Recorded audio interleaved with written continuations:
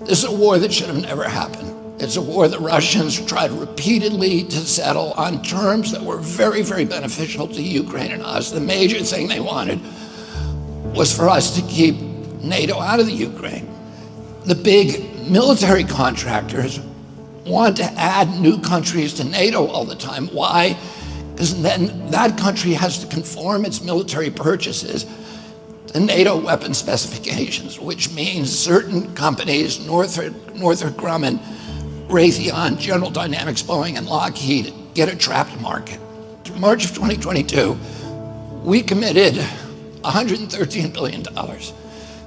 Just to give you an example, we could have built a home for almost every homeless person in this country. We then committed another $24 billion since then, 2 months ago, and now President Biden's asking for another $60 billion. But the big, big expenses are going to come after the war, when we have to rebuild all the things that we destroyed. Mitch McConnell was asked, can we really afford to spend $113 billion to Ukraine? He said, don't worry. It's not really going to Ukraine. It's going to American defense manufacturers. So he just admitted it's a money laundering scheme. And who do you think owns every one of those companies? BlackRock. So Tim Scott, during the Republican debate, said, don't worry, it's not a gift to Ukraine, it's a loan. So raise your hand if you think that that loan's ever getting paid back. Yeah, of course it's not. So why do they call it a loan? Because if they call it a loan, they can impose loan conditions. And what are the loan conditions that we impose on them? Number one, an extreme austerity program, so that if you're poor in Ukraine, you're going to be poor forever.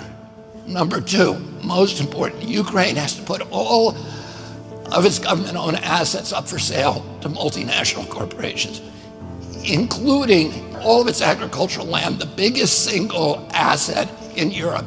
In Ukraine, there's been 1,000 years of war fought over that land. It's the richest farmland in the world. It's the breadbasket of Europe. 500,000 kids almost, Ukrainian kids, have died to keep that land as part of Ukraine. They almost certainly didn't know about this loan condition. They've already sold 30% of it. The buyers were DuPont, Cargill, and Monsanto. Who do you think owns all of those companies? Yeah, BlackRock. And then in December, President Biden gave out the contract to rebuild Ukraine. And who do you think got that contract? BlackRock. So they're doing this right in front of us. They don't even care that we know anymore, because they know that they can get away with it. And how do they know that? Because they have a strategy. And that strategy is an old strategy, which is they keep us at war with each other. They keep us hating on each other. They keep the Republicans and Democrats fighting each other, black against white, and all these divisions that they sow.